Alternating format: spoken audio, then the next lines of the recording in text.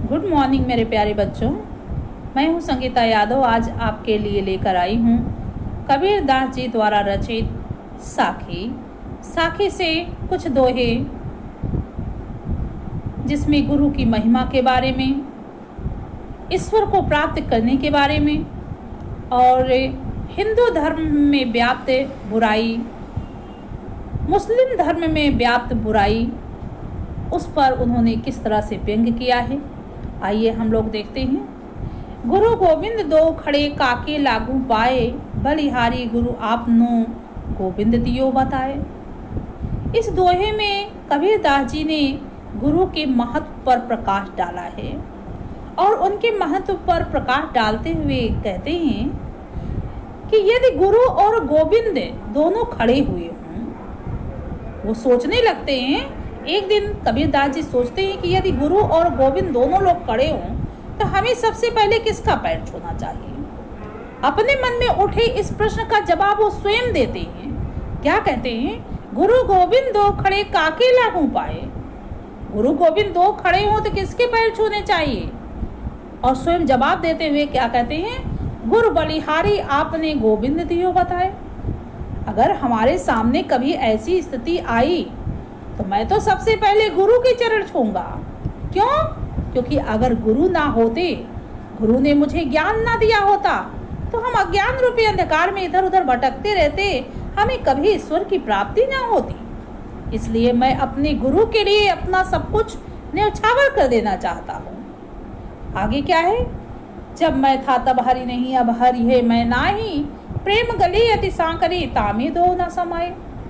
यहाँ ईश्वर की प्राप्ति के बारे में बताया जा रहा है कि ईश्वर को प्राप्त करना इतना सहज नहीं, इतना सरल नहीं, इतना आसान नहीं है। जब मैं था तब हरि नहीं। ईश्वर को प्राप्त करने के मार्ग में मनुष्य के सबसे बड़ी बाधा क्या है? उसका स्वयं का अहंकार, स्वयं का गुस्सा, स्वयं का अहंकार, स्वयं का अभिमान। जब तक व्यक्ति के अंदर उसका अहंकार रहता है तब तक उसे ईश्वर की प्राप्ति नहीं होती है। हरि अब हरि ही मैं नाही, और जैसे ही उसके अंदर का जो अहंकार होता वो समाप्त हो जाता है, वैसे उसे ईश्वर की प्राप्ति हो जाती है। कबीर दास जी क्या कहते हैं? प्रेम गली अति सांकरी तामे दो ना समाये। प्रेम की गली अत्यंत पतली है, ईश्वर का मार्ग अत्यंत संकरा है, पतला है। यहाँ दो चीजें एक साथ नहीं रह सकती हैं। अर्थात प्रेम और अहंकार दोनों एक साथ एक स्थान पर नहीं रह सकते हैं। दोनों में से एक ही को वहां रहना पड़ेगा। तामे दो ना समाये, अर्थात दोनों एक साथ नहीं रह सकते। और प्रेम के मार्ग पर ही जाकर के ईश्वर को प्राप्त किया जा सकता है, अन्यथा ईश्वर को भी प्राप्त नहीं किया जा सकता है। आगे क्या है? काकर पाथर जोड़ के मस्जिद लई बनाए, ता चल मुल्ला बांग दे क्या बहिरा हुआ खुदाए। इस दोहे में कबीर दास जी ने मुस्लिम धर्म में व्याप्त बुराइयों पर करारा प्रहार किया है।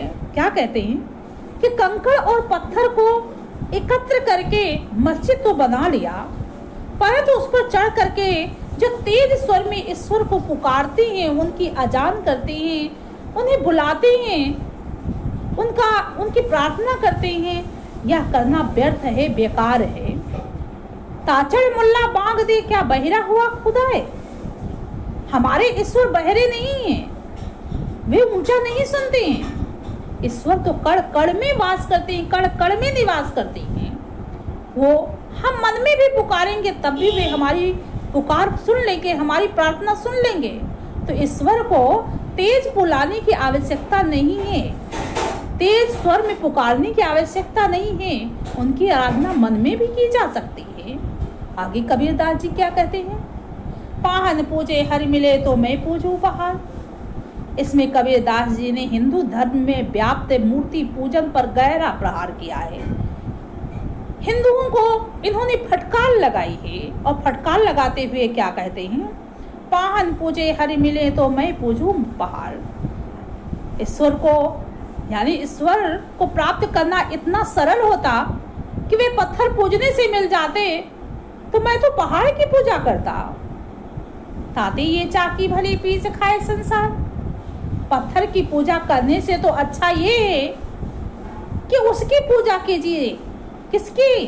चक्की की पूजा कीजिए, जो गेहूं पीसकर लोगों के पेट भरने जैसा उपकार का कार्य करती है, जिससे लोगों की भूख शांत होती है, और भूख शांत होती है तो समाज में सुख शांति बनी रहती है। तो आप सभी चक्की की पूजा कीजिए। आगे कबीरदास जी क्या कहते हैं? सब धरती कागज करो लेखन सब बन रहा है। इसमें इन्होंने गुरु के महत्व पर, कहीं कहीं किसी किसी बुक में गुरु के महत्व पर लिखा, गुरु लिखा है, और कहीं कहीं हरिगुण लिखा है। तो दोनों में जहाँ हरिगुण लिखा वहाँ ईश्वर, और जहाँ गुरु गुण लिखा है वहाँ गुरु के गुण की बात कही जा रही है। तो इन्होंने गुरु के ज्ञान के वर्णन के बारे में कहा है कि गुरु का महत्व कितना असीम है, कितना अपरंपार है। तो क्या कहते हैं? सब धरती कागज करो।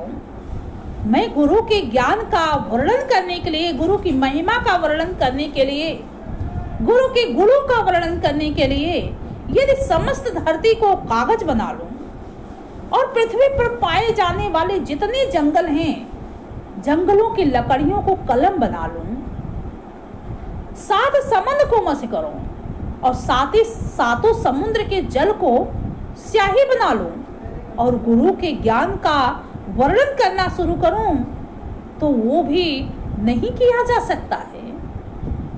उन सबसे गुरु के ज्ञान का वर्णन नहीं किया जा सकता है, क्योंकि गुरु के गुण तो असीम हैं, उनकी महिमा तो अपरंपार है, उनके गुणों का वर्णन किया ही नहीं जा सकता है।